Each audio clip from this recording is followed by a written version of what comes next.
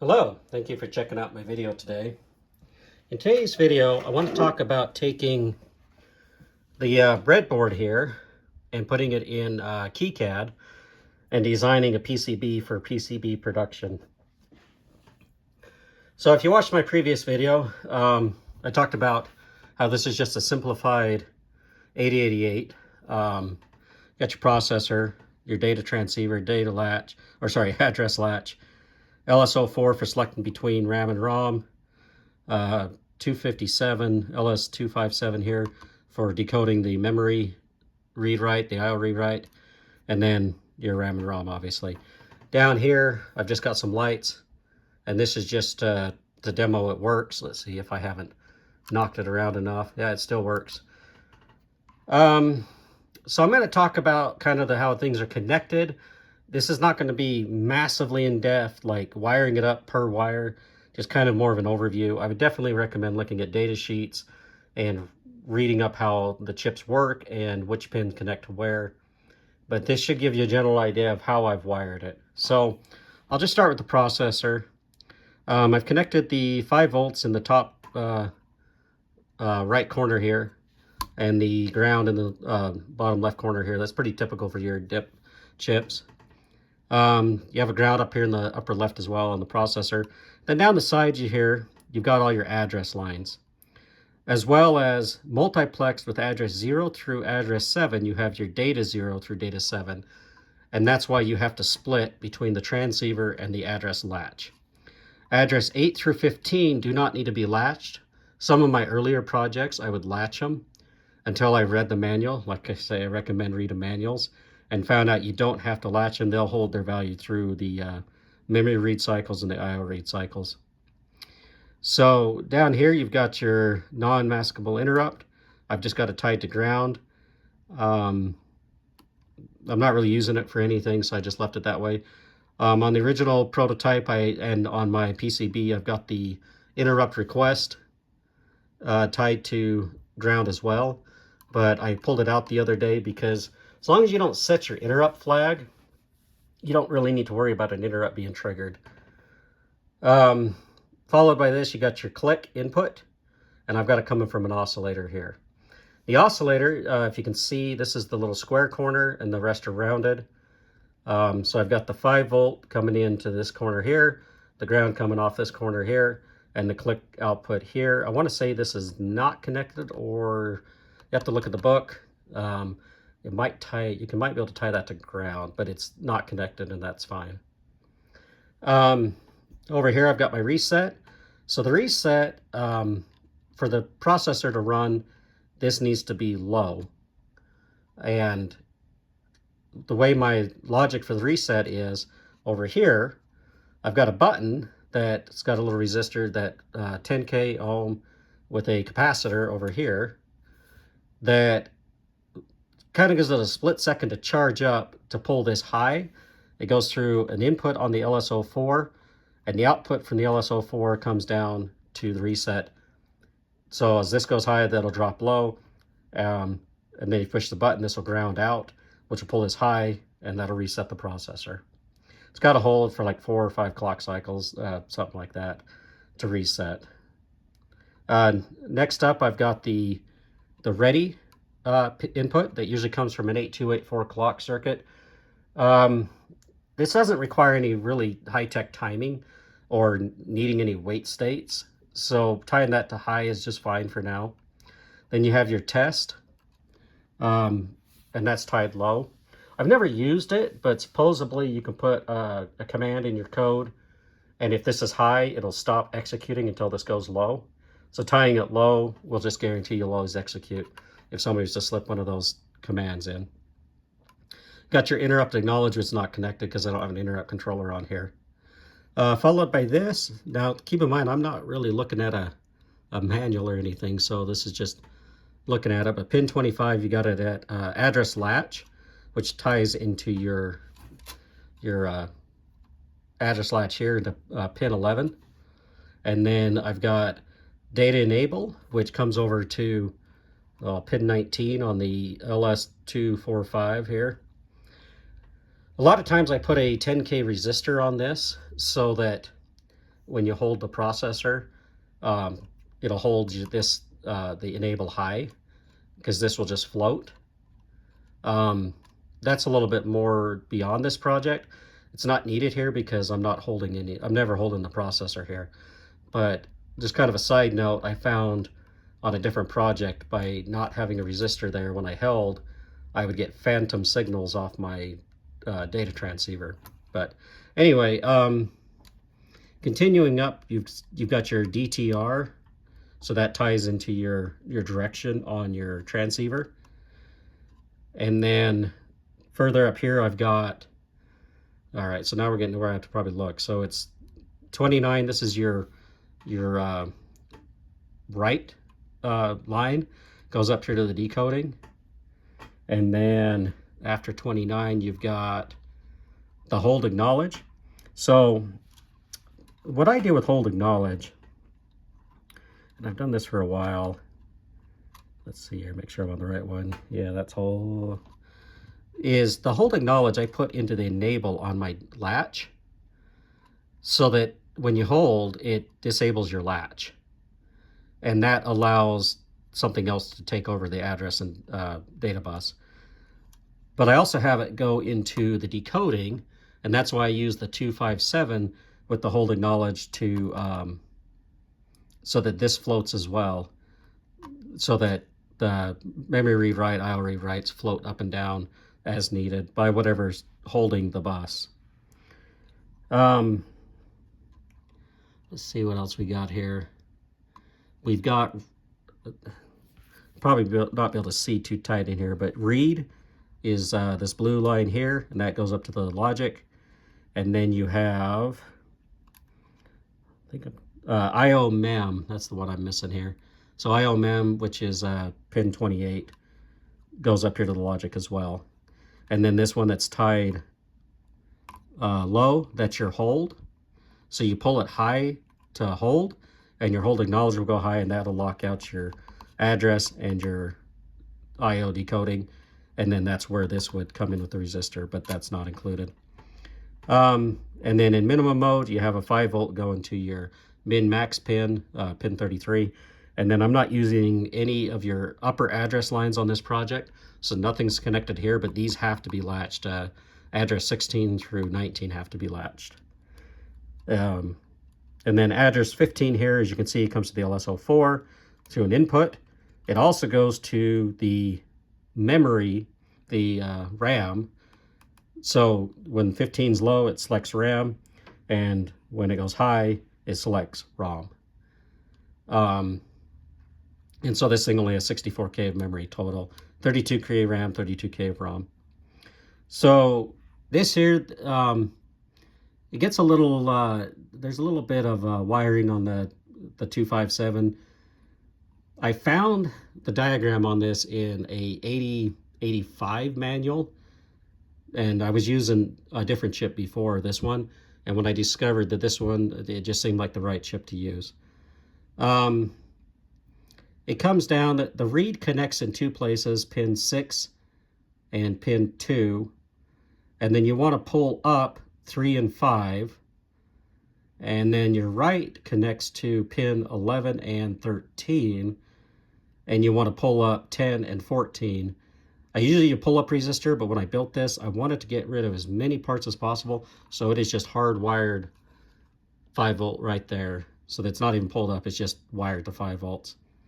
IOMM connects to pin 1, and then the hold acknowledge goes to pin 15, and power obviously goes in the top corner and ground goes in the bottom corner there. LSO4, so the only things connected here is your reset and then your RAM-ROM chip select. And I talked about how there's an input and an output. Doesn't matter which ones you use, just in and out. And then powered up, obviously, in the top corner, bottom corner for ground. If you notice, I've got a little capacitor next to each 5 volt supply to each chip. You know, when I started doing these projects, I'm not an electrician by trade or an electronics guy by trade. So I didn't know much about them, but they do make a big difference to have those. They call them decoupling capacitors.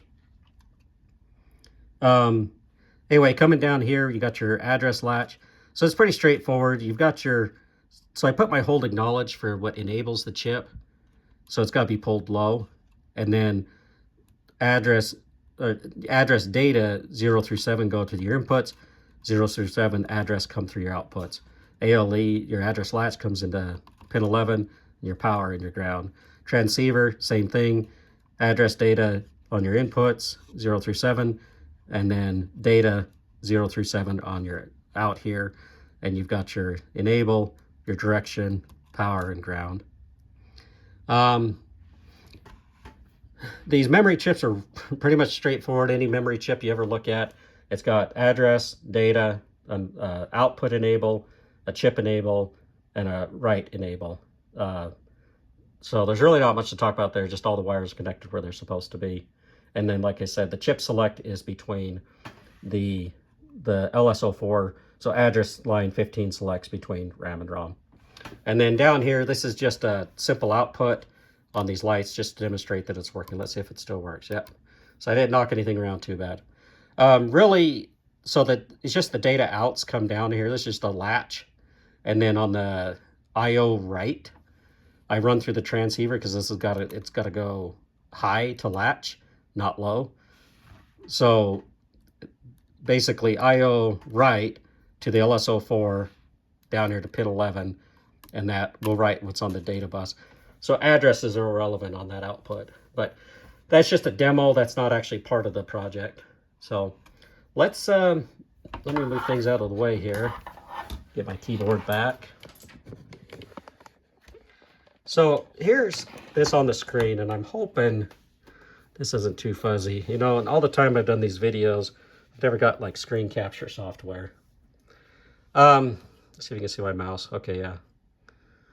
So KiCad's really not too hard to use. Let's tip this up a little more, see the bar there. Basically, you just come over here, you grab a, let's see, you're not seeing the whole screen.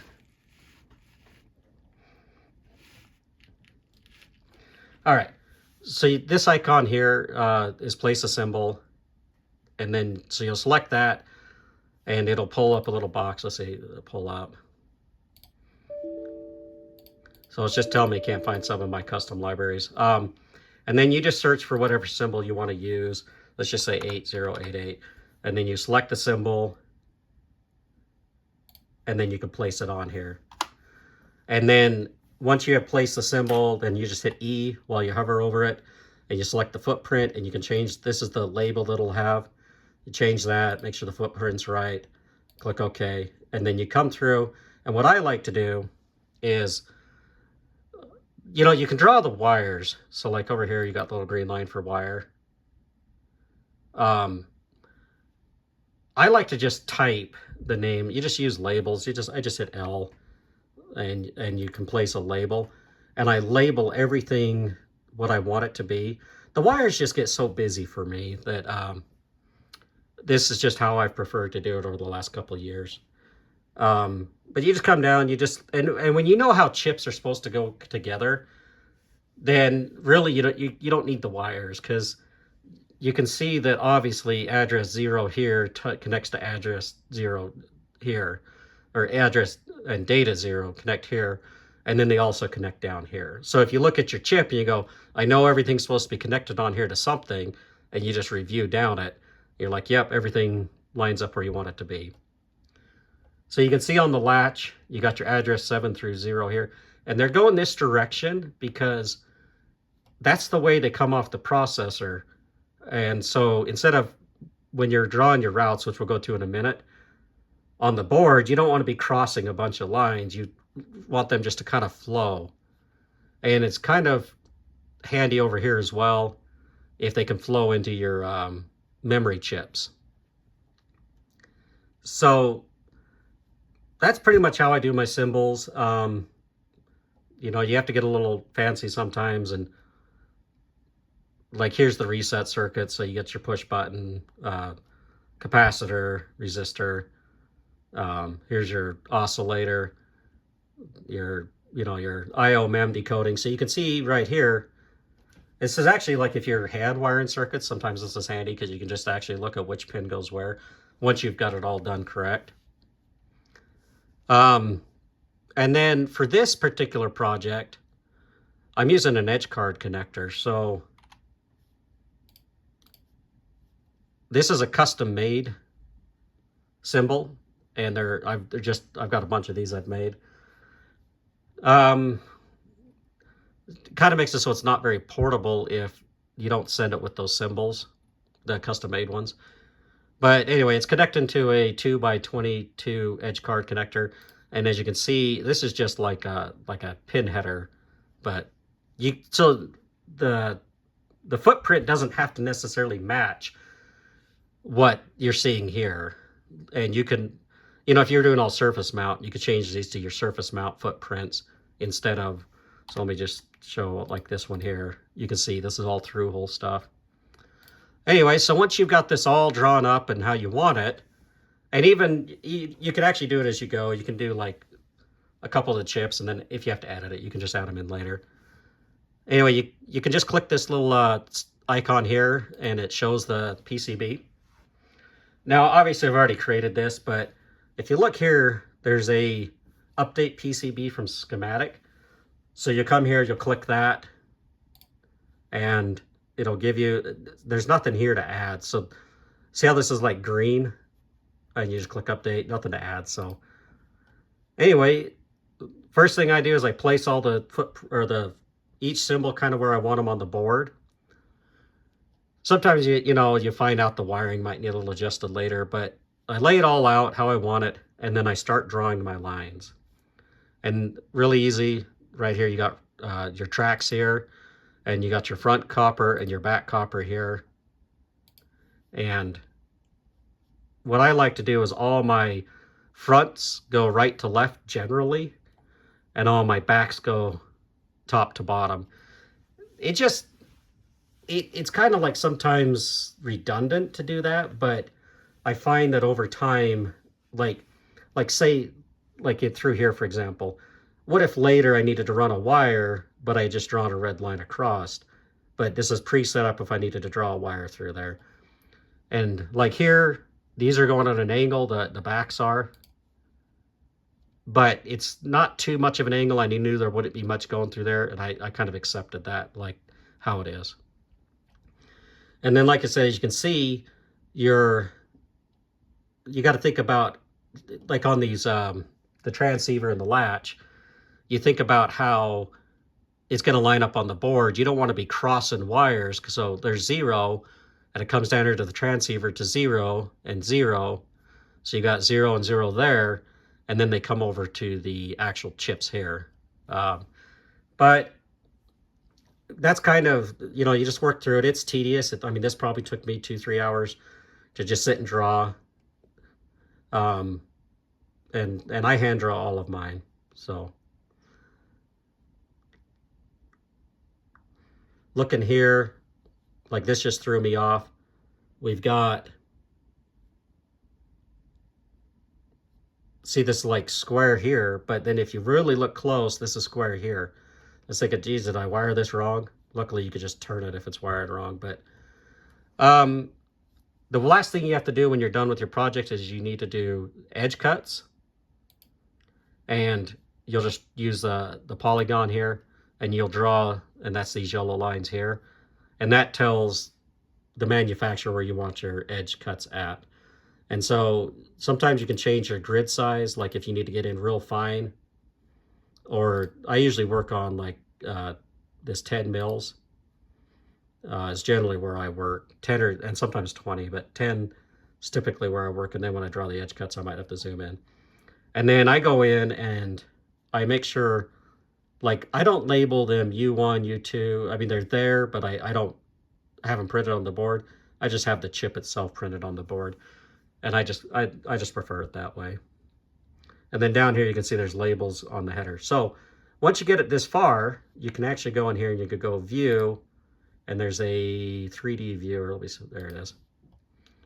And this kind of, as long as the chip's in like the library, It'll kind of give you a general idea of what it looks like. And this view, what I use this view mostly for is making sure all my labels are correct. Everything is labeled how I want it labeled. And then you can actually view front and back as well. So anyway, well, actually, there's one more thing to show. So that's just a viewer, but to get these made, I use JLC PCB. They're just who I've used from the beginning. I know what I'm going to get from them, so I haven't really changed. But that's who I use. But most of them are all the same. So what you're going to do is you've got this like plot icon here. You'll click that, and you'll come down and include which layers, right? You don't need to include everything, but you can see I've got edge cuts, front mask, front silks, back silks, front paste, back paste, and then front copper, back copper. And then don't use, well, maybe they've updated it, but if you use JLC PCB, I had this selected before. They actually came back and said they rejected my thing and said don't do that. Your output directory, so this is just right here, and I put it to its own folder. So this is the simple 8088 design, and I put it in its own Gerber folder, and then you just zip that, and that's what you upload to the manufacturer. So you go in here, and once you make sure you got everything how you want it, you'll click plot. So it plotted all the Gerber, and then make sure you generate your drill files. I've never changed anything in here. I just go generate drill files, close, and then I open the location and just make sure that all the files are correct. And then, like I say, you just zip that folder, and then you upload it to the manufacturer, and they'll quote it out.